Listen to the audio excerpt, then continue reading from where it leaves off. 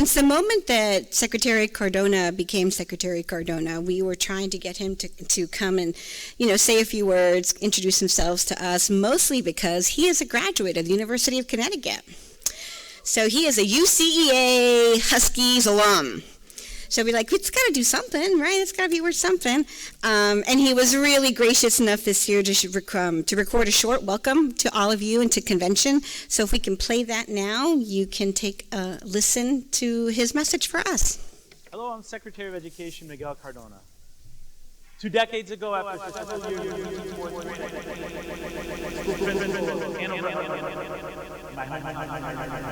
He's coming in. Boy, was it an experience. The reality check came in really quickly. It's hard serving so many people all at once. You got your superintendent, you got central office, you have students with diverse and important needs, families with unique challenges, teachers and educators who need leadership and need support. Today I owe a lot of the success I have to the graduate instruction I received at UConn in a UCEA affiliated program.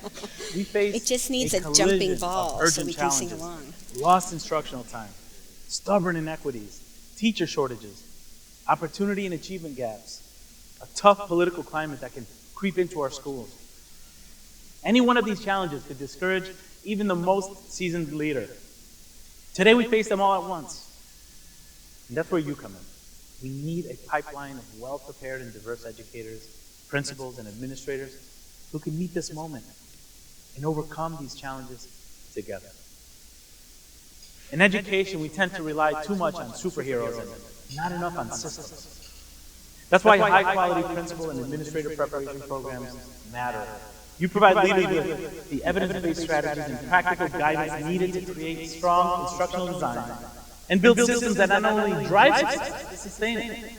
Principals tell me they want leadership preparation and professional development programs that focus on core concepts like sustainability, community building, and continuous education. They want clear through lines between practice and preparation, with training about how to develop capacity among families, students, and staff. They want access to strong school leader networks. They want to learn from different approaches so they don't get trapped in a cycle of, we can't do that here, or that won't work in my district. We cannot afford that kind of defeatism. We must fight complacency with the same urgency we fought COVID. That's why our Department of Education team recently launched a new 5-part series focused on accelerating academic recovery, particularly in math and literacy.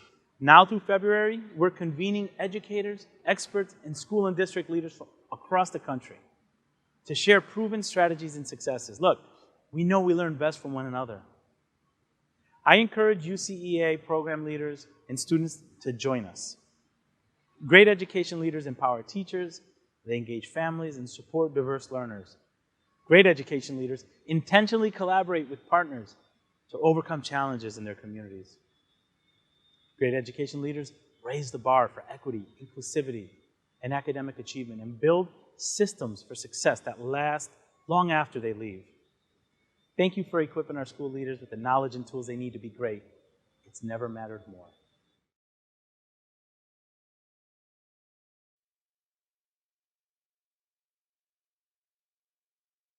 And that video on Hoover too, so you can go back and listen to it. But I gotta say, that was like an amazing 90 seconds, and how quiet it got in here. No, it was just so cool, like being up here, and how often are we not quiet? So there's stillness in the room, which was very cool. In addition to Secretary Cardona, we had a pre-session with the directors of the White House Initiatives on Education and Excellence. That's also on Hoover, and I really recommend you talking or listening in on that. They're a phenomenal group of leaders that are doing the real work that it takes at a national level to serve the needs of our communities. So I encourage you to do that. It is my real pleasure now to introduce Dana Nixon, who will then lead us and get us ready for this general session. Muchas gracias. Enjoy yourselves, and I'll see you around the halls.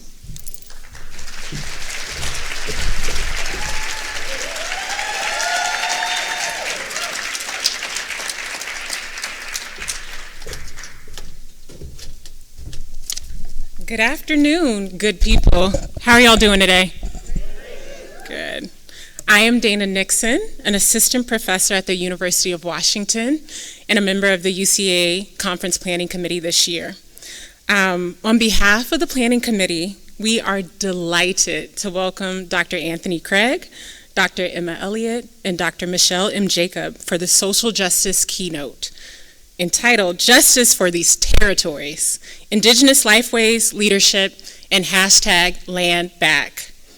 Before sharing more about the powerful work and commitments of Dr. Craig, Dr. Elliott, and Dr. Jacob, I must acknowledge the lands on which we conference, Coast Salish homelands, which touch the shared waters of the Duwamish, Suquamish, Tulalip, and Muckleshoot nations. These lands are a unique and rich setting for examining microcosms of both survivance and harm, to become collectively accountable for advocacy, reparation, solidarity, and most importantly, the power of Indigenous sovereignty and rights.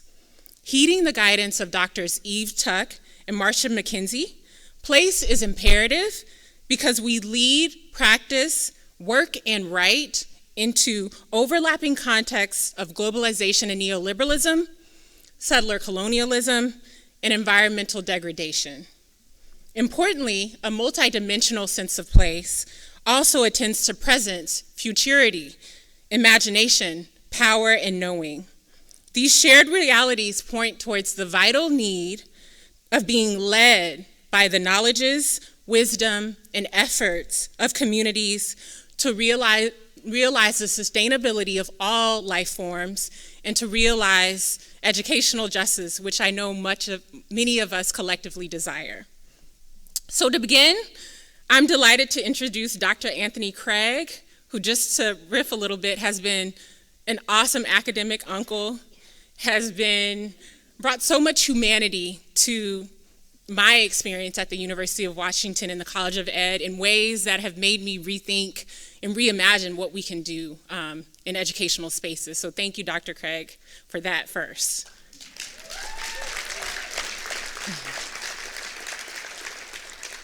So Dr. Anthony B. Craig is a citizen of the Yakama Nation, a descendant of the Suquamish tribe, Puyallup tribe, and has lived and worked in the Tulalip tribes community for the last 25 years. Anthony and his wonderful wife, Chelsea, have 4 children and a grandson. Anthony is currently a professor of practice at the University of Washington College of Education and is director of the college's Leadership for Learning EDD program. And I just want to welcome all of the L4L doctoral students here who are sitting down here. Can we just cheer for them? Yeah. Thank you for being here today. Before joining the University of Washington, Anthony spent most of his career serving the Tulalip tribes community as a teacher, principal, and district administrator. Anthony has worked to develop partnerships with other educators, community members, and students to imagine and develop public school systems that leverage the immense cultural strengths that exist in tribal communities and other communities of color, to improve experiences and outcomes for students within and beyond the walls of the community schools. Anthony's leadership aims to build from the work that his ancestors and elders have done to protect and perpetuate our collective existence. As his elders have instructed, Anthony works to enact a belief that our work must be done for the love of our people. Thank you, Anthony, for being with us today. All right, next, I'm so excited to introduce Dr. Emma Elliott. Dr. Emma Elliott is a member of the Cowichan tribes of Vancouver Island. And just to share a little bit about Dr. Elliott's background, as a young person, Dr. Elliott was raised in the mountains of Vancouver Island. Her dad was an Indigenous rights activist. Her mom is a First Nations medicine person. These experiences inform her sense of identity, as well as how she interprets the world. She is also an assistant professor in the Department of Learning Sciences and Human Development in the College of Education at the University of Washington. And Dr. Elliott holds both a PhD in educational psychology and a master's of social work in children, youth, and families. Her research centers ethical frameworks generated by Indigenous and land-based knowledges and practices to create process-centered approaches that illuminate Indigenous pathways towards collective livelihood. Dr. Elliott is currently partnering with members of the Cowichan tribes to design programming to strengthen the physical, mental, intellectual, and cultural health of the community. The interdisciplinary intersections of her research include contemporary Indigenous issues, culture, learning, and human development, and trauma prevention and recovery. Thank you, Dr. Elliott, for being with us today.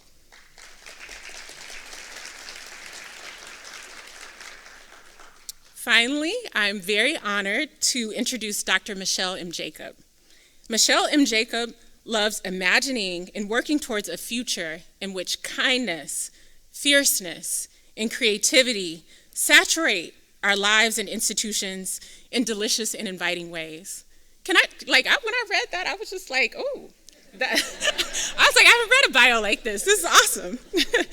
Okay, Dr. Jacob is an enrolled member of the Yakama Nation and is professor of Indigenous Studies and co-director of the Sapsikwala program at the University of Oregon, where she is also affiliated faculty in the Department of Indigenous Race and Ethnic Studies, and, in the Environmental Studies program. Dr. Jacob delights in encouraging writers to reach for their dreams in her popular Auntie Way writing retreats. Michelle has published 8 books, numerous peer-reviewed journal articles, and has a strong grant writing track record. Her research interests include Indigenous methodologies, health, education, and Native feminisms. So, on behalf of UCEA and all attendees here in the room today, thank you so much to Dr. Anthony Craig, Dr. Emma Elliott, and Dr. Michelle M. Jacob for joining us today. Thank you so much.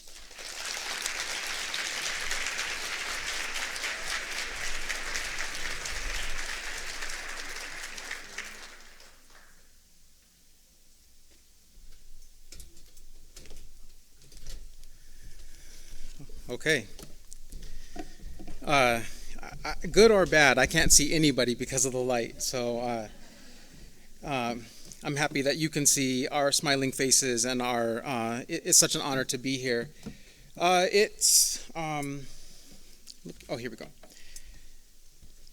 If we could project the slides. We got ready in lots of different ways, and ultimately what we leaned back on was that the conversation that we wanted to have with you in the room was most important. So being who I am, I prepared way too many slides, and I scripted what I imagined would be important, but ultimately, before we stepped up here, my relatives said, here's what we're going to do.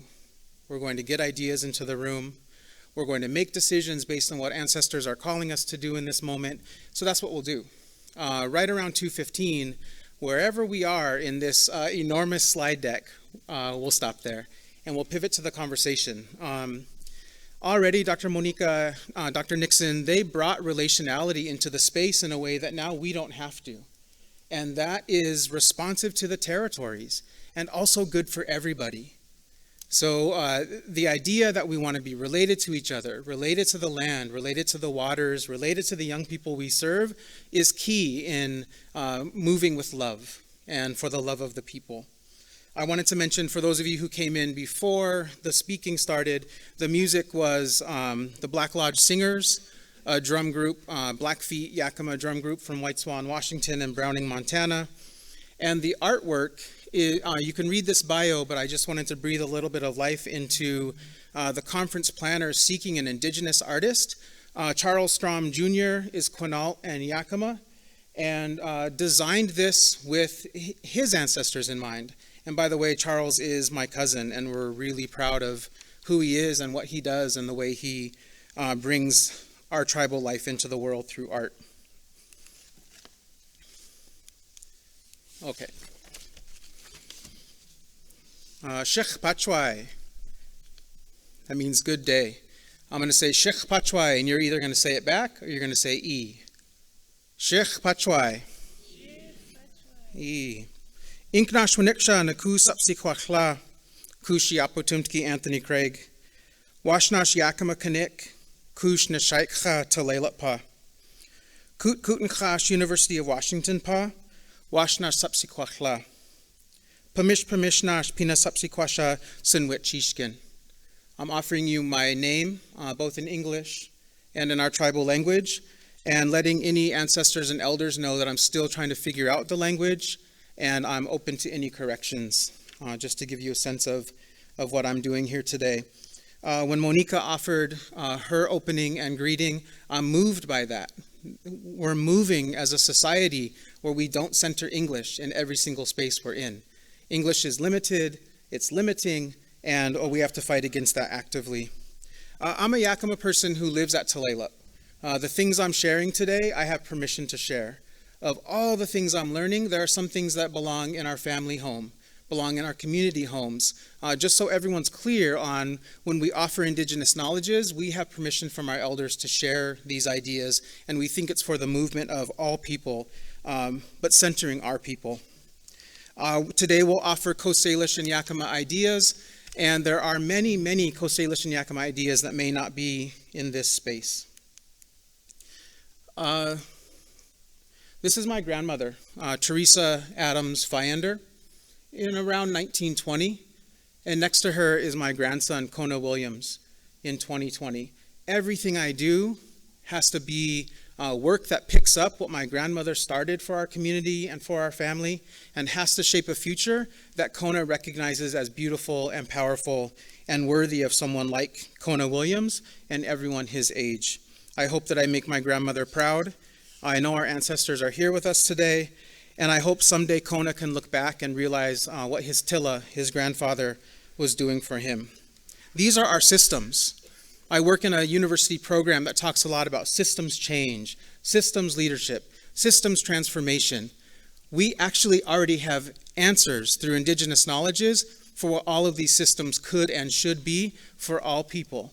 And they have to be worthy of Teresa Fiander and Kona Williams. You're going to see me clicking through some slides.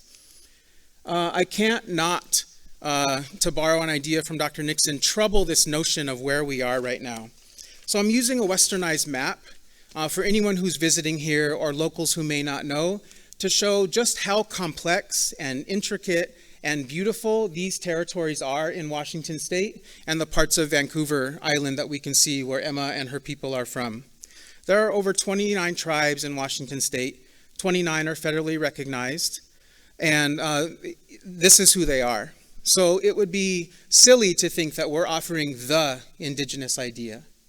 What we're here to do today is offer several ideas that we can take and weave into something collectively when we leave this space, but we also want to acknowledge all the people who don't get invited to stand at a podium, who don't get to make the slides and decide what they're going to say, who are also called by their ancestors to say things that change the world. We just are fortunate to be those people today. But this is Washington State and Vancouver. And I also want to name, when you're in Seattle, I hope that you can see the Indigenous presence, but also acknowledge the Indigenous absence. You're standing in a place where federal and local policies removed as many Native people as they could, with policy and political intention, so white men could own this land, could extract the resources, could make all the decisions for education and policy and government and the economy. So when you're here visiting Seattle, recognize it as an Indigenous place. It will forever be an Indigenous place, and also recognize the history that made it be what it is today. While you're doing that, make sure you can see the Salish Sea. Look east toward the mountains. Look west towards the mountains. Find the water, and remember that our people are here and have always been here and will always be here. This is me flipping through a really long script that we don't have time for. Okay, back to my grandma for a moment. My grandmother was taken to and survived St. George's Indian School. So this is not long ago history. This is the person who raised me in my childhood home, who knew 3 of my 4 kids before she passed, who leaned into my wife and me as educators to talk about what is necessary and important in education because she survived St. George's Indian School. So where is St. George's? It's about 36 miles south on the freeway to the place where my grandmother was taken from her family and put in an institution. So this is where she spent a big chunk of her childhood. I just want us to hold sort of the removal of children, the detaining of children, the disciplining of children, all for the stated purpose of making those children less native. And when you make these children less native, they have to be more white. This is not completely unrelated from what many of us are experiencing in schools today. This is not long ago history. This is also for the systems that we're leading and trying to impact today. Everything I do has to make my grandmother's life worthwhile and worthy and liberate her soul and make it so Kona Williams will never be taken back to a place like that, because we're always on the verge. As long as settler colonialism is running these places we're in, we're always on the verge of going back there. But we're way too powerful for that. We're not going back. All right, relatives, I'm going to do one more thing. But I don't want to stay there with just the genocide. Just the genocide. We're going to acknowledge that that is genocide. Not akin to genocide, not something like genocide, not just cultural genocide. Those were genocidal acts. You don't get over genocidal acts. You can begin to heal. You can reclaim power. You can bring things from underground up into the light of day. But I just want to acknowledge that all of the work we're doing has to be built in the histories of the communities that we're serving. So I'm here to talk about these territories, but you're all from territories. Those territories are Indigenous, they're Black, they're immigrant, they're refugee. They're way more dynamic than just English. We have to lean into those histories and understand, what are we doing here? We can't move on the surface without digging into these histories. Okay, let me keep us moving. I already lied to myself about 2:15. Okay. All right, the aftermath of genocide is still with us in this space, and we must keep moving forward. Picture a beach or any body of water here in Coast Salish territory. Maybe you're at the Salish Sea or at one of the rivers that bring life throughout the territory. You're there, so picture yourself there. You look around and you see young people. Some are just born, others taking their first steps, others running, laughing, observing. You spot a young person who we might call a preschooler in today's language, alongside someone we might call a high schooler. They're seated, their hands are busy, a grandmother and an auntie handing them strips of cedar bark, handing them tools, handing them a pail of water.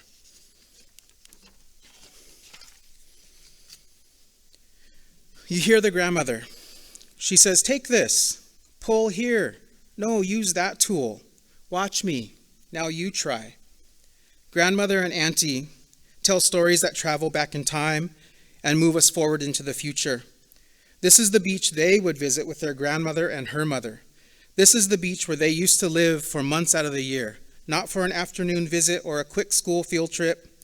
This was the place that made us who we are and what we do. We belong to these places. As grandmother and auntie share stories, tell jokes, everyone weaves. The cedar is flying through the air. The young people sit, toes in the sand, the tide coming up and brushing up against them. They keep working the cedar bark. Their work is imperfect. They look at grandmother and smile. She smiles back. They all laugh. They laugh hard, like only Native people at the beach can laugh. The animals hear the laughter. The trees do too. The ancestors hear the laughter. You laugh too. Keep holding on to that image.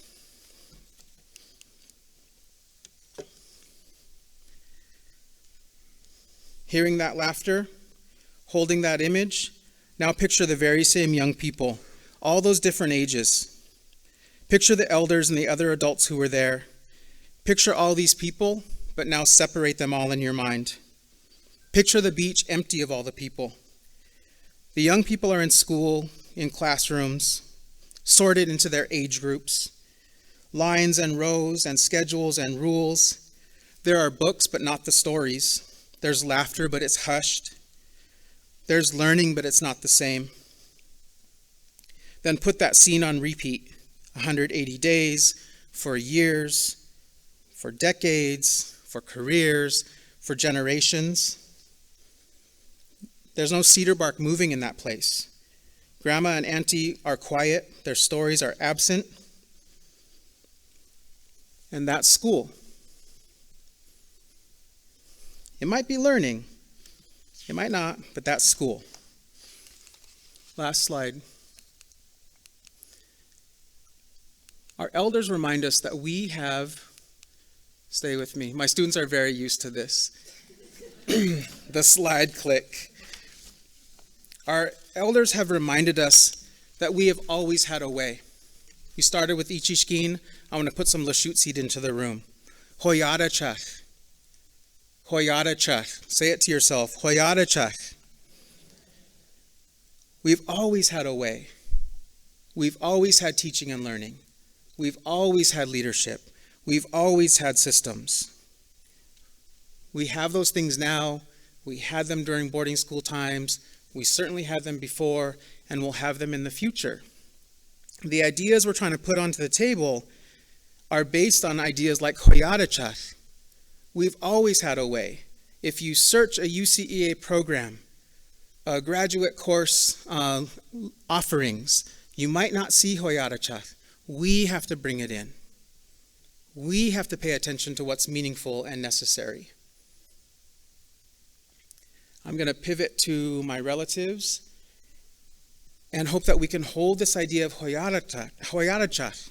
Yes, the genocide is there. Yes, the aftermath is real. Yes, we have to know those histories. But Hoyadachach is past, present, and future.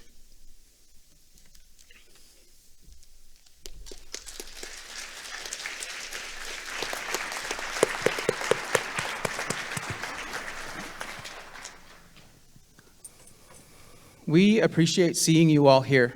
It matters to us. And when Native people are invited to be up in front of people after generations of intentional erasure and invisibility, we want to offer some context before we just jump in. And now we'll move to introductions. So I want to invite Dr. Elliott if she'd like to introduce herself into the space.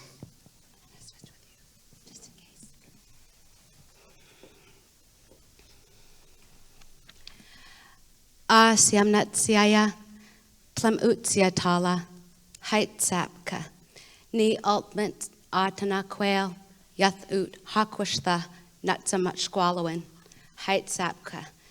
Dear relatives, my name is Emma Elliott Groves. I'm Cowichan Tribes from Vancouver Island, British Columbia. I'm a mom to Caspian and Story. Caspian's 5 years old, and Story is 3 years old. My dad was a First Nations activist. In 1973, he and others built a traditional fishing weir across the Cowichan River in opposition to the federal government. My mom is a First Nations medicine person. Today, she teaches everybody what she knows through nature walks and college lectures and these sorts of things. We were raised in the mountains on Vancouver Island without running water and electricity. My parents chose this way of life because they wanted us to understand what it means to be huamach, mastimach. They wanted us to understand the importance of our cultural and ceremonial practices. I also went to a private Catholic school. So I'm sharing these different elements of these stories to tell you a little bit about myself, to help you understand how it is that I come to know what I know. And from this standpoint, you can interpret what we're offering you today. We're bringing with you our relatives. We're bringing with you our stories. And we recognize that it's through our stories that we can develop our identity. We can transmit knowledge and co-construct knowledge across generations. And we can do this in ethical and sustainable ways. I remember about a few months ago now, I was talking to my brother about babysitters that we often had coming to Deer Home, the place where I grew up. And I laughed and said, "Oh yeah, our misfit babysitters." And he said, "No. Do you know why Dee was there? And I said, no. She was running away from the foster care system and a foster father who was sexually assaulting her. She was aging out of the system and didn't have anywhere else to go. And do you know why N was there? No, I thought she was just coming to visit. No, she was removed from her identical twin at birth, and she had discovered in 1982 that the researchers sterilized her to see what would happen to these native twins who were separated and forced to live in different housing and forced to not know each other.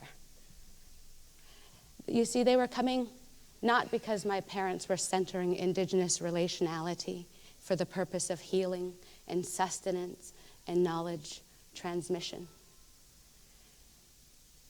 They were coming because of what the land offered, what these family and connections to our Indigenous systems of relationality offer to us. We don't just make this up. We see the research that says that embedded within, these Indigenous intellectual systems are the prescripts and proscripts for what it means to live a good life. Our education, our engineering, our cosmos, our culture, our language, our relationship to the land, our socio and ecological futures. We offer this because we don't know any other knowledge system that has the capacity to save human existence on Earth. We offer this because human beings don't have much time, but Mother Earth has billions and billions of years. So today we want to share some of these stories with you, and we want you to think about what are these elements, what are the dimensions that are ethical, that are sustainable, that are pushing back against the status quo. We as the educators, the leaders, the decision makers, the policy makers, we have such incredible privilege because we get to think about these things and reflect on these things and talk about these things. But we're asking you today, what are you going to do differently, knowing that we all have to participate in this revolution towards a massive shift in this educational paradigm that we're each contending with? With gratitude in my heart, we give thanks to each and every one of you for being here today. Haitzapka siamnat siaya. Thank you, Emma. Dr. Jacob?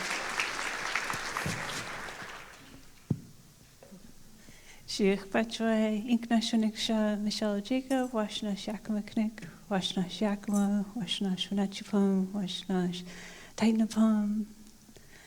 I'm just delighted to be here with my fellow scholars, my role models. Thank you so much for inviting me to come and share the space and offer some words. And in my heart right now, I'd like to tell you a little story. This is an old story. I'm going to shorten it, just tell you a quick version of it. And this is one of our people's creation stories. This is a time before humans existed, as so many of our beautiful traditional stories are, right? That's how our education systems are designed, to purposely decenter humans, right? So that we can intentionally honor the wisdom, the longevity, the gift of relation that we have with place and with our more than human relations. All right, so I'll tell you a little version of this story. Tamawitla, creator, that created the earth, all the beings, the first people, the plants, birds, animals, insects, trees. Everyone was already here, except for humans. And Tamawitla was considering creating humans. Now, Tamawitla, all-knowing, all-powerful, can do anything. So what does Tamawitla do? Tamawitla calls a grand council together of all the beings and shares this idea. I'm considering creating humans. What do you all think? All the first people thought about it and deliberated. And salmon and water Nusuk Kuchish. They were the first to step forward and say, yes, this is a good idea. But you know, those humans, they're going to be pitiful beings. They're not going to be able to survive. So we offer ourselves so that they can survive in this place. Now I'm going to go ahead and pause there and invite you to consider, what kind of leadership models do you see in that story? What do you notice? How is power wielded? How is power structured? Who is seen as having the answers? Who is seen as being worthy or capable of making contributions? Those questions can all be answered in that very brief story I shared with you. I think it's a beautiful way to introduce people to our cultures, our ways of knowing and being. And that's what we're here to encourage and inspire you to think deeply about Indigenous ways of knowing and being. And sometimes I talk with academics and school leaders and teachers, and they're like, well, I'm not sure, I don't know how to get started. Yes, you do, right? Because you're fantastic, brilliant people who do research all the time to learn new things that you didn't know before, right? And so attending this session is one. And then you surround yourself with experts, right? When you're really serious about learning something, you go off to a school and enroll in a program that's years long, right? You surround yourself with experts. And you can do that very same thing with Indigenous ways of knowing and being.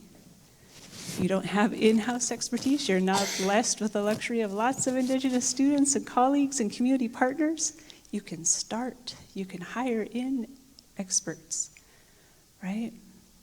That's how change is made. We see it all the time in our institutions. What's valued? Where are we going to put our resources? And so we invite you to think deeply and to act so that all our programs can be in good relation with place. I'll go ahead and pause there. Thank you.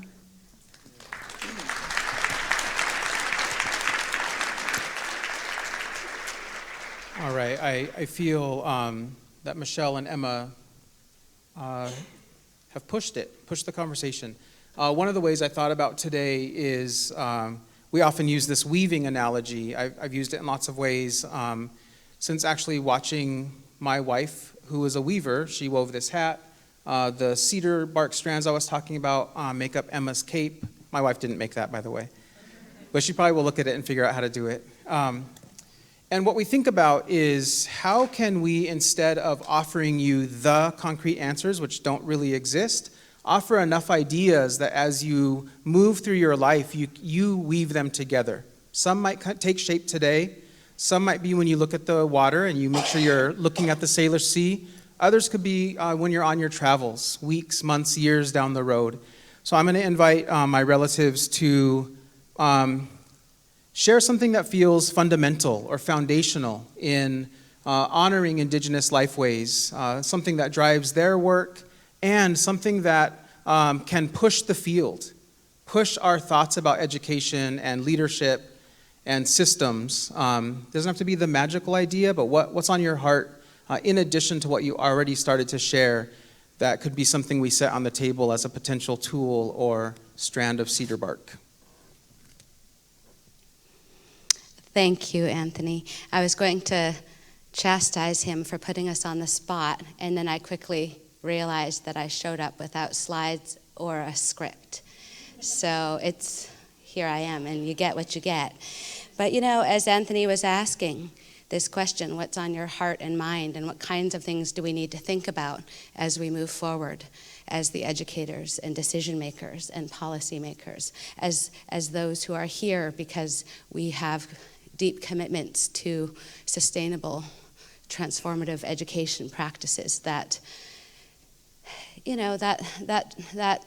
make a difference for those least served and those least represented. We can look at all the data for the last 40 years and take a peek and see if there's any massive shifts in the, quote, academic achievement rates and these kinds of things. And the truth is there isn't.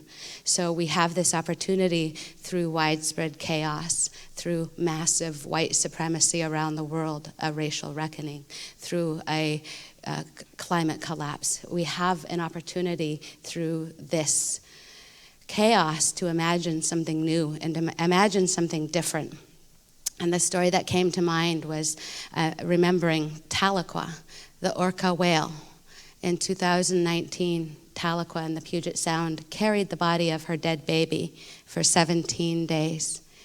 In what journalists called a journey of grief, Tahlequah carried her baby, and other folks reported seeing other female orcas surrounding her as her baby crossed over to the other side. And every time that Tahlequah needed to go down to get some food, just a couple of minutes, somebody in her community held her baby for her. And I wonder what Tahlequah was trying to tell us about the state of her people. I wonder what Tahlequah was trying to tell us about healing from trauma and difficulty, like what we're experiencing now. I know that Tahlequah and her community share with us that trauma heals in the presence of caring others. I know that we have to acknowledge it. We have to feel it. We have to be present with it. Some of you might be thinking, why is she talking about all of this emotional stuff? Oh, that's right? We all experienced the last 2 years, and we are continuing to experience so many disruptions. Were you able to focus 100% all the time? Were you able to focus on something that, productivity or work related, for example, when maybe your personal life or family was falling apart? We recognize that we only heal both through our social relationships and experiences, but also within the context and presence of caring others. And we recognize that learning can't take place unless we attend to all of the dimensions of well-being, the physical health, the intellectual health, the emotional health, the spiritual health, the cultural health, and ultimately the health of our collective social and ecological futures. So I wonder what Tahlequah is trying to teach us about educators and decision makers in these kinds of spaces, and what kinds of things that we need to think about attending to when we develop or design projects or have expectations for students. Because we can learn from all of our relatives, the plants, the animals, the mountains, the water. We watch closely, and through generations and generations of deep, close observation, we can come to understand sustainable knowledge systems. We recognize that 85% of the world's biodiversity is within Indigenous controlled territory. This isn't an accident. So we're asking each and every one of you to think about your participation again in the transformation of the ways in which we approach the work that we do. Because I think that each and every one of us has that responsibility.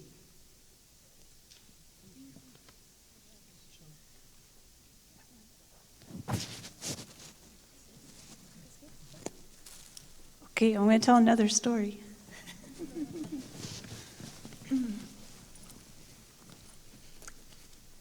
This one's written down. It's in my book, The Anti-Way. I'm going to read you one of my favorite stories about one of my favorite people, Super Auntie Sue. Sometimes aunties have it within them to auntie an entire school. This is a rare sort of auntie, one who has a big heart, big patience, a love for laughter. She obviously has superpowers, including the ability to listen to the mumbling words and awkward shame and fleeting hope of hundreds of middle schoolers. Have you seen such an auntie? Have you had such an auntie? If so, you're blessed. I know I am. Attending public school on my reservation, I never had a Native American classroom teacher. Our district had simply not hired any. For those of us who made it through grades K through 5 and on to middle school, we had for 3 glorious years, perhaps when we needed it most, but of course, were not aware of it because, hello, we were middle schoolers. We had Super Auntie Sue. Super Auntie Sue was one of the counselors at our middle school. Her office was our refuge. We would go there to sit, to talk, to be. That's the thing about aunties. They know when to listen, when to speak, when to guide, when to nudge, and when to do a good old-fashioned shove, like being shoved out of the way of an oncoming car, except in this case, you're also driving the car to a bad decision. When to tell you about the proud history of our people, and when to demand that you go out and make a better future for us. Don't you see, she might tell you again. Your actions and behaviors represent our people. Everything you do matters. You are important. Aunties can give the most supportive, nurturing, butt-kicking pep talk you ever saw. Super aunties have a way of telling you to pull yourself together and also affirming it is okay to sometimes completely unravel. Sometimes she can do all of this without even saying a word. Super Auntie Sue never taught me in the classroom, but she always gave the most demanding homework. Listen to your father. Be kind to your mother. Encourage your friends to come to school. Stop gossiping and being cliquey. Sue gave assignments that were for the long haul. I never received a quarterly or midterm grade from Sue, but I always knew where I stood with her. I think back now about Sue's long career at the public school, thousands of children needing her attention and love, and she always came through. We always tried our best on Sue's homework because she not only assigned it, she lived it. She reflected back to us the best in ourselves. Super Auntie Sue shared with each child her superpowers and taught us that we have them too. Thank you. I knew Dr. Jacob would bring auntying into the room, and lately I was telling Dr. Elliott that I've been auntied by a particular text by someone who's actually her auntie, Lee Miracle from the Stolo Nation.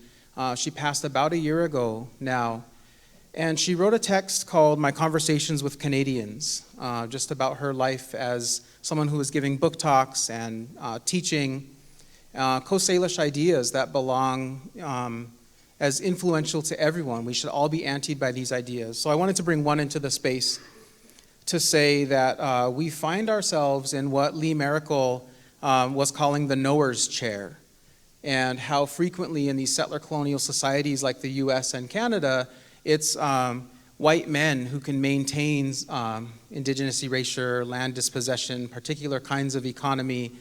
It's not us. Although I am a half-white person and can navigate in very intentional ways within the settler colonial reality, my ideas are decidedly Yakima, decidedly indigenous. So anyway, that's a whole other talk.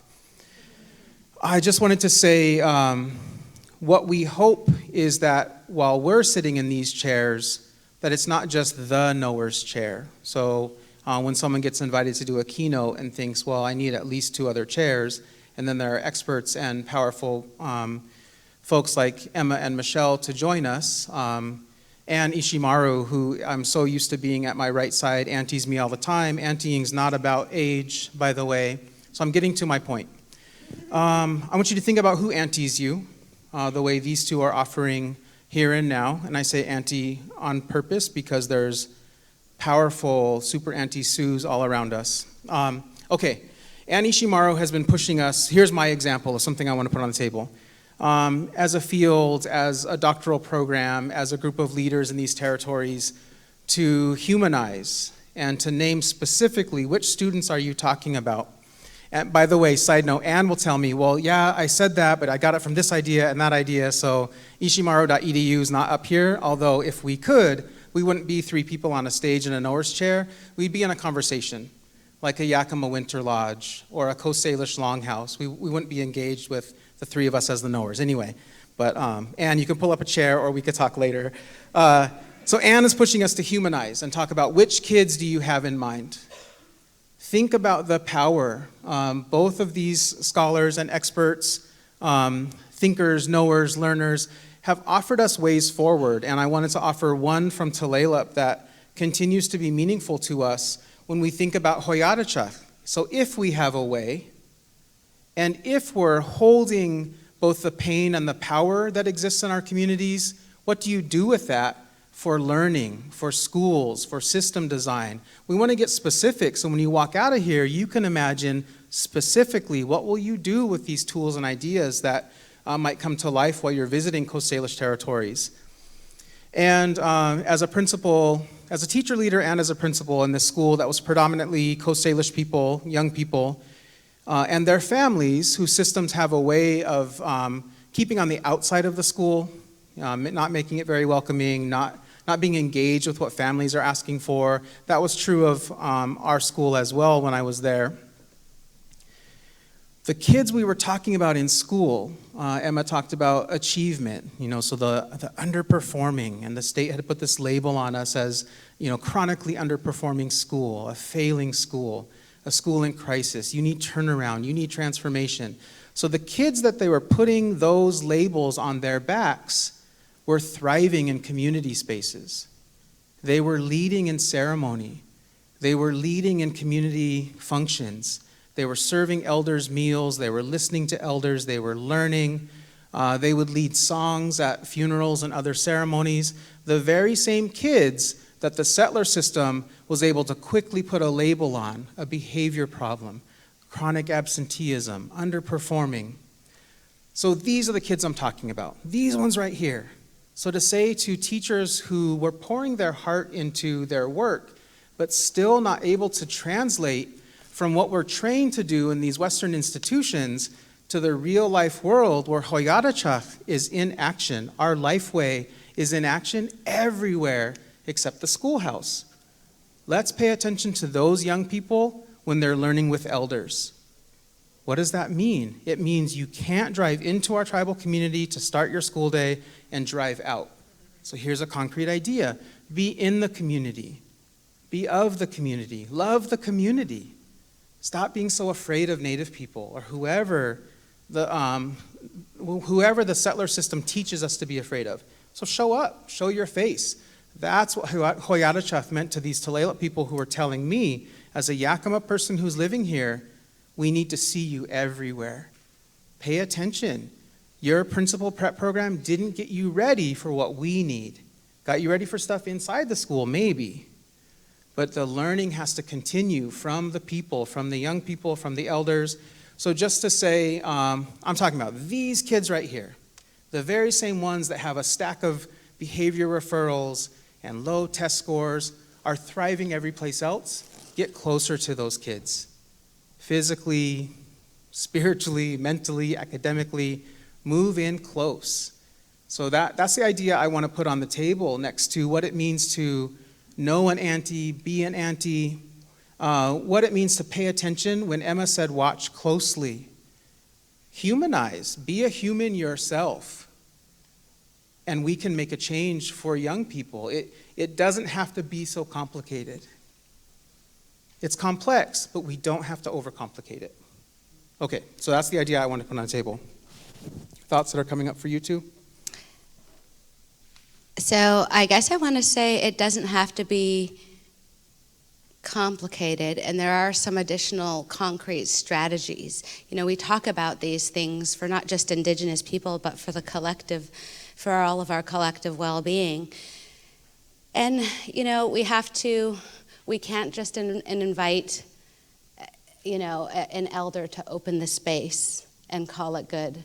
We can't just have a community advisory board to give us their 2 cents 4 times a year and call it good. So what are these concrete strategies that we, as the folks who make decisions, get a chance to do? I think about putting your money where your mouth is, right? We say, yes, we want equity, we want transformation, but what does that actually look like in terms of who or what you're funding? What does that actually look like in terms of the diverse and heterogeneous knowledge systems that you're hiring to be a part of your project, right? Who are you inviting to the table? Who's making the decisions? You know, because in my community, it was the grandmothers and the aunties, right? It was because they understood the dimensions, the elements of all kinds of elements of well-being in their community, the social relationships. And often it was the male figures that did the nation-to-nation communication, as well as the protection in war times. But they weren't the decision makers. You see, in our community, that was the Indigenous elders, the Indigenous grandmothers. You know, and I guess one other thing, I went to this beautiful convening on campus, and we had two different scholars, an Indigenous scholar, Dr. Leanne Bidasama Sake Simpson, and Dr. Alexis Gums, to participate in this talk. And at the very end, and the talk was beautiful. In fact, I cried, and it was the most beautiful talk that I've actually ever been to. And at the very end, the organizer stood up and said, if you identify as LGBTQ or 2S, Black, Indigenous, or another person of color, and you have a question, please come to the microphone. And I was like, wow, that's amazing. What just happened? That's never happened to me in my entire life. And I've been in these academic settings for a minute. And then somebody, a white lady, stood up and said, I have a question, but what about me? That was literally the only space in the entire institution, probably in like 40 years. Just kidding, it's not that bad. But, you know, like, no, not what about you, right? Not the second. That's, you know. Anyway, when we talk stories, we're not telling you that you should know something specifically. We're not telling you that you should interpret it a certain way. In fact, I might even tell you the same story in a few months down the road, and you're going to take something completely different from it. These stories don't assume that they recognize your world and life history or the way that you understand and see the world. But they do offer something for you to think about because it's enmeshed within these social and cultural experiences that we have through the stories of our lives that this transformation can take place. So what are we taking away with us? What are the stories that we collectively want to tell? 100 years from now, our generations will be asking, how did they survive that time? And what do you want to say? What are the stories we want to tell? Michelle, what's on your mind? All right. Ooh, if I go like this, I can see you. That's good. Hello out there. What a great group. All right. I'm going to ask for some show of hands, if that's okay. How many of you have an Indigenous boss? Ooh, I got one. No, 2, 3, 4. All right. Oh, you see 5? Okay, I only saw the 4. Great. Sorry, I missed 20%, I believe that is. All right. Great. All right, well, we've got some quantitative data now. Next year at your conference, maybe somebody will ask at the opening keynote. Maybe there'll be a shift. That'd be great. How many of you have sat on a hiring committee and you hired an Indigenous colleague? All right, there's some more. Good. I mean, that's great. Thank you. I'd like to see the whole room fly up, but that's good. All right, how many of you have an Indigenous student that's fully funded in your program? All right, got a few. Yeah, all right. Thank you for your good work. Again, as we think about Indigenous territories, responsibilities, how to be in respectful relationship with place, it matters, right? That representation matters. I am a co-director of our Subsequatla, that's teacher in Sahaptin, our Indigenous language education program at the University of Oregon. And when I arrived there in 2016 to be the director, it was in sad shape. federal funding from the grants was gone. There's one student that was like halfway through. That was it.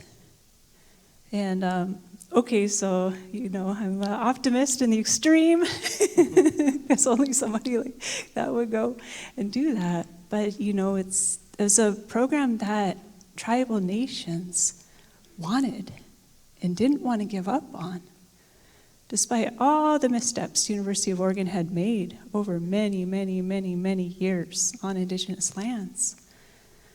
So I said, all right, let's do this. And tribal education leaders repeatedly came to the table to support and to advocate so that we could build up the program to be worthy of Indigenous students, to be a program where we would feel good about recruiting their nieces and nephews and grandchildren to come and be with us, to train to become that next generation of Indigenous teachers. And so it's a real blessing to do that work. It's possible. If we could do it at Oregon, it can be done anywhere. But it was a fight, right? And there were a lot of non-Indigenous colleagues who would support quietly, like not when things are really tough. That's what was like, almost all Indigenous people is at the table pushing. And so anytime that you can come and support. I'm speaking to non-Indigenous colleagues here right now.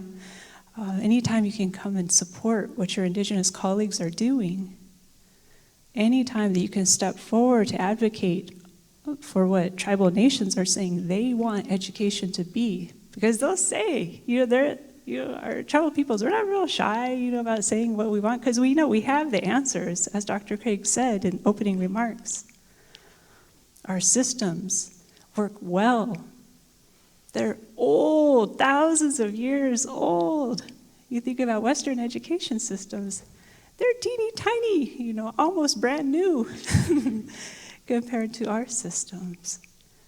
And so I'm calling for that stepping forward to support. And if you don't know how to support, say that, right? Be honest. I want to support you. I don't know how. Could you, invite me into a space where I can learn more, or tell me what to do, or give me a template for a letter I can send. There's so many ways to support. And these are just some concrete things that can be done, right, to shift, to make these systems work, to be in respectful relation with place. And I'll share one more thing. How many of you work at an institution that is somehow related to state or public agency? I'm at a state institution, for example. Okay, yeah, it's a lot. Yeah, and so I think one more thing I would like you to carry with you from this session is those of us who work for state institutions, whether it's a university or some other agency or a school or district, is what is our responsibility in that government-to-government relationship, right? As we think about Indigenous nations and their role, in that government-to-government relationship with the U.S. and with states, if you're in the U.S. context, how are you being a respectful partner to uphold that good relationship? That's everybody's responsibility. And so what is your program doing? What is your team doing? Do you know that Indigenous history of that land that you're on, in your workplace? Are you sharing that history? Are you asking those questions to push your leadership to do more, to be better partners in that government-to-government relationship? So those are the things that I wanted to share with you. Thank you. Thank you, Michelle. We're about 15 minutes from closing, so I want to offer one thought and then back to Dr. Elliott. And really what I'm looking for is the closing remark the way Michelle just offered. So this is me prepping her so I don't get scolded after this for not letting her be ready. Anything they say, this is my experience with Michelle and Emma. We can be texting or chatting or it's an aside. I am thankful for the knowledges that they bring. And it's an example of when you ask the question, when you set the chairs here and invite Native people, we actually are ready to share. So just because it's been invisible to settler colonial existence doesn't mean that we don't have it and enact it and work to learn every day, every minute, with every action. So what I'm hoping people take away. I offered the photo of my grandmother and sort of clicked past it without, and the Hoyatacha slide actually had my elder from Tulalip, Bernie Kaikai Gobin, who talked to Chelsea, my wife, and me about Hoyatacha. These elders influence the way I think about systems work. So I run into obstacles, whether I'm working in a school district or now at the university, and probably any place else I'll go, where people are quick to say, yeah, that's not systems leadership. That's not teaching and learning, fill in the blank. So knowing actually it is, and I've seen it in action, and we can nurture that, especially if we hire in Indigenous people and quit thinking it can happen as a side gig. I wanted to say we're starting with Indigenous people because we are Indigenous people. We are counteracting settler colonial realities that settler colonialism is designed so we actually don't exist as anybody anymore. It's not our knowledges alone, it was us as humans who are not supposed to be here, yet here we are. There are other communities that you serve. It could be, when Michelle is asking those questions, Native communities are still invisible where you are. It could be that for the most part, Native people were physically removed from the places you are. Doesn't mean they're totally gone, but their presence was actively pushed west, or pick a direction, but mostly west. People were pushed out of the way. That doesn't mean your community doesn't have deep knowledges that are tied to history and tied to future. It doesn't mean you can't find elders from the communities that you serve that should be there alongside you in the center of the decisions that you're making. So my final thought before I pass it to Emma is to really leave here knowing that you have an elder in mind that you've been working with or want to work with more. And if you can't think of one, make a plan for figuring out who is that elder who should be helping shape your work. Who should be influencing the decisions that you make about research, about funding, about practice, about partnership? Elders are in the communities running things because that's the way interdependent communities work. So they may be invisibilized by our institutions, but we can humanize, as humans ourselves, make the decision to say, no, this matters to the work I'm doing. So my final thought for you right now is to think about who that elder is in your life. And I'll pass to my relatives, just whatever final thoughts on your mind. So not high stakes, Emma. Make this good, though. Not high stakes. Make it good, make it good. Somebody's probably recording this, right? Oh, it's being recorded, yeah. So say all the good stuff. Okay, it's permanent somewhere. I think about elders, and then I go back to the spring of 2014. And my community had experienced a rash of suicides, death by suicide, all linked to Vancouver Island, not specifically linked to my community, but everybody in the community had been impacted in some way. This is the beginning of the research work that I got involved in. I wanted to understand from our own perspectives what was going on. And folks, shared ultimately that it was the fracture to the systems of relationships that sustain us. And for Indigenous people, this is our relationships to people, to plants, to animals, to the natural world, to our ancestors. These are the things that have sustained us for generations, and that's why we draw on that.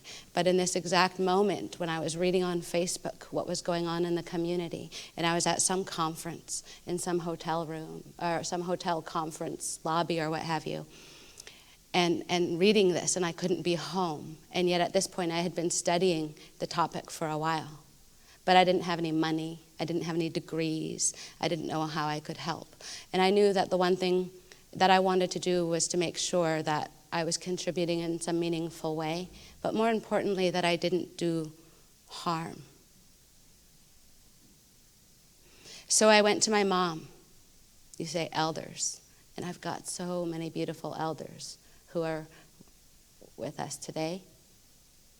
and who continue to inform my life every single day. And I went to my mom and I shared with her these fears that I had. How can I help? This is way too big for me. And she looked at me and she said, "We sit and we eat together, Emma Rose." Sternly, because she knew that I already knew the answer. Now, what do you get when you're sitting and eating together? You got this physical sustenance, right? That feeds our health. I'm asking about how you're doing and checking in about your loved ones and your kids. I'm telling you that I care about you and that you're meaningful, that you matter.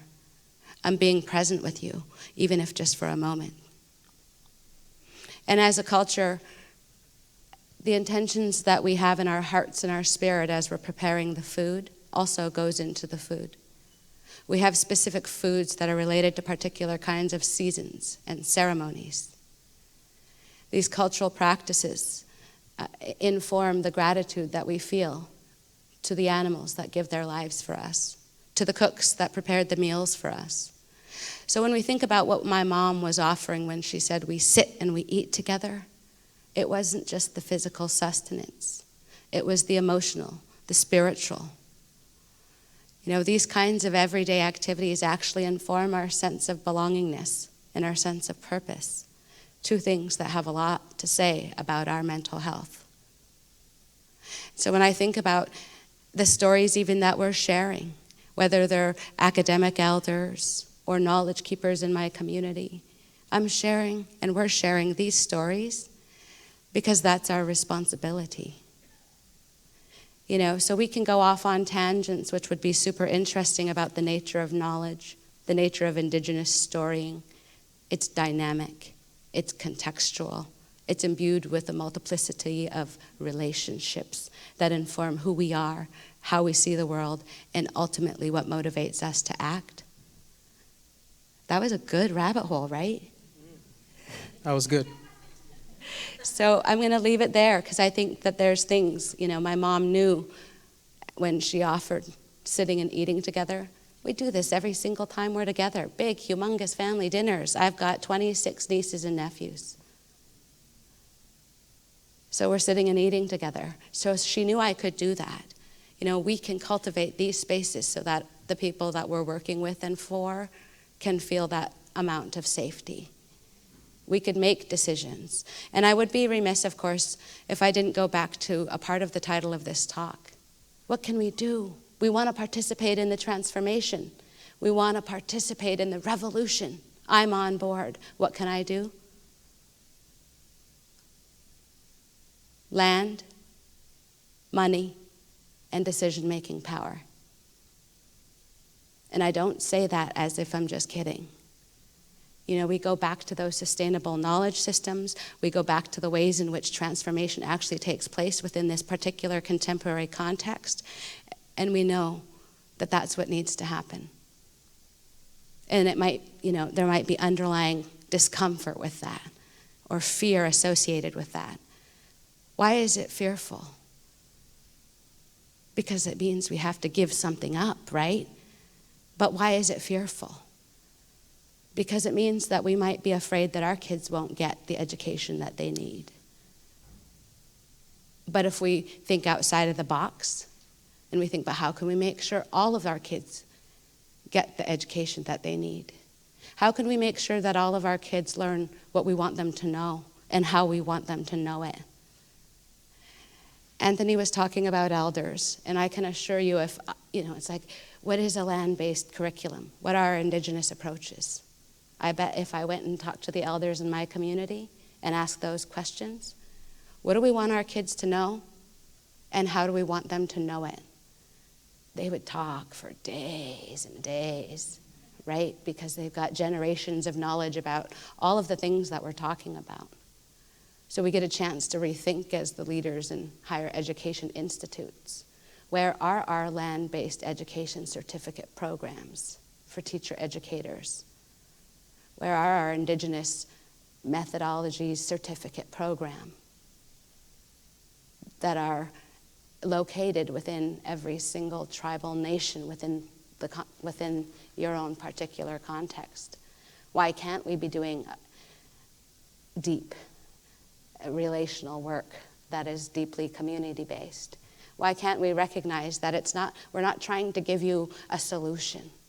We're giving a process, right? And a part of that process has to do with going back to the local knowledge systems, including the elders and young people who share generations of knowledge for us, because the answers are already there. Beautiful, thank you. Michelle, any closing thoughts? Yeah, I want to invite everyone to remember that beautiful image by the water that Dr. Craig shared with us. Remember in that exercise? That joy, that deep connection to place. And we were a part of that, right? By witnessing that, imagining that. And one of the messages from that exercise that I want us to really focus on is that in Indigenous education systems, elders are our most revered teachers. And it makes no sense to keep them out of our education systems today. Makes no sense. And so Dr. Craig just a moment ago invited you, and Dr. Elliott modeled for you what that could look like to engage elders. We do that at our subsequent law program. Of course, the university it's not structured to just give us that. So we need to do the work. And so my dear friend and colleague, Dr. Leilani Sabzalian, and I created a position, Distinguished Elder Educator. And so we're honored that Tecumseh, Dr. Virginia Beaver, our oldest elder in the Yakama Nation, and later this month she'll turn 101. And she's amazing, and just so honored that I got to teach so many classes with her. And something that elders teach you is about the importance of your intention. You need to not only know what you want to do, you need to know why you want to do that. So I'm repeating a message that's already been shared here, but I want to make sure we carry that with us as we leave today. And I think one last thing I'll share is that working with elders has taught me, if I'm trying to move too fast, like for the elder, I'm trying to move too fast. And our Western education systems have a naughty habit of go, do, more. And also lots of false urgency. And our wonderful elders remind us, how's that feeling? And if it's not feeling good, it's similar to something that Dr. Elliott shared. That energy you have is going to go into your work. It's going to go into your teaching. It's going to go into your meetings. And gosh, the hopes and dreams we have for justice on Indigenous lands, we need good energy, that intentional, loving, caring energy that our elders model for us over and over and over and over since time immemorial, as they say. And you know that's true because you know that brief version of the creation story I shared with you. That willingness to pause and ask and consider and reflect and deliberate what's best for the collective. Thank you. Beautiful. It's 3:15. We're in the Columbia room, by the way. I just have to say the three Indigenous scholars in the Norris chairs are sitting. In Chihuahua, that's how I made it feel good. Yes, so Michelle just stole my thunder. This is the Nchiwana room, Nchiwana, the big river. So we're in the Columbia room, which means when we're in the Columbia room, 3:15 is when we close. If we were truly in the Nchiwana room, we could go all day and all night and we could pass this microphone. We won't do that the way we would do if we were in ceremony or learning the way we want. I want to say thank you, Kwatlanusha Matash, to my relatives. She didn't steal my thunder. You get to say Nchiwana whenever you want. I want to say, Kwatlanusha Matash, thank you, gratitude to all of you. I want to say I hope the land feels different now that you know that you should be working to be in relationship with the land, both here and the context that you'll return to. And I hope that folks remember that ideas that come here and all learning spaces throughout the conference and everywhere should travel with you in ways that make your work actually move toward justice. That can mean the return of land to our people to do the work we're trying to do. We say land back, and it's all land back. Reclaiming the education of our children. Lee Miracle says if we're not in the knower's chair, we don't even get to educate our own people. We don't even get to learn in order to sustain what we're trying to do. I'm not going to go all day and all night. So I hope before you get up, think of the one idea that you know for sure is solidly with you. Carry it out to where you can see the water, see the sky. Think about how you'll carry it back to wherever you're returning. And think about how, yes, intentions are important, and so are actions. What action are you committed to taking that actually moves us toward justice, even if it's scary, even if you'll get resistance, even if the Western institution and your colleagues there are saying, that ain't it. It is it. Just know that it's it and keep going. Take care, everybody.